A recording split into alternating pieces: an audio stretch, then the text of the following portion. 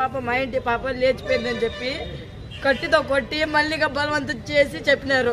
అందుకని నిజంగా నేను చెప్పిన ప్రేమించిన అందుకు వాళ్ళు గొడవ వస్తున్నారు. ఇంకెవరు రారు. ఉండరా కొంచెం నువ్వు జైలు ఇంకా వాళ్ళు నీ గొడవకు రారు. నువ్వు వాడితో మాట్లాడకూడదు, వాడు నీతో మాట్లాడకూడదు. కాలం మారిపోయింది. సైలెంట్ కనపడలేదు అయితే మన నాగరాజు సైలెంట్గా ఉండండి మా. ఆ పాపకి ఏం అనద్దండి మా, నెమ్మదిగా ఉండండి. సాయంకాలంగా వాడిని కూడా పిలిపిస్తాను, ఈ పిలిపిస్తాను. మేడం చెప్పింది కదా, రాసుకొని పంపిస్తాం. 3 ఏళ్ళు అయినాక 18 పూర్తి అయినాక 19 పెడితే ఆ పాప ఎవరితో పోతుందో పోనీ, లేదా మీ మాట ఇన్నేట్లకు మీతో కూడా వచ్చేటకుండా ఉండే వెళ్ళిపోయినా నువ్వేం చేయలేవు, నేనేం చేయలేదు. నువ్వు వాడితో మాట్లాడుతావంటే లేకపోతే వాడు నీతో మాట్లాడితే నీకే ఎఫెక్ట్. మళ్ళీ నీ పైన వాడు లోపలికి కూడా 15 సంవత్సరాలు ఇప్పుడు అయింది. ఇంకా 3 ఏళ్ళు పూర్తిగా కావాలా.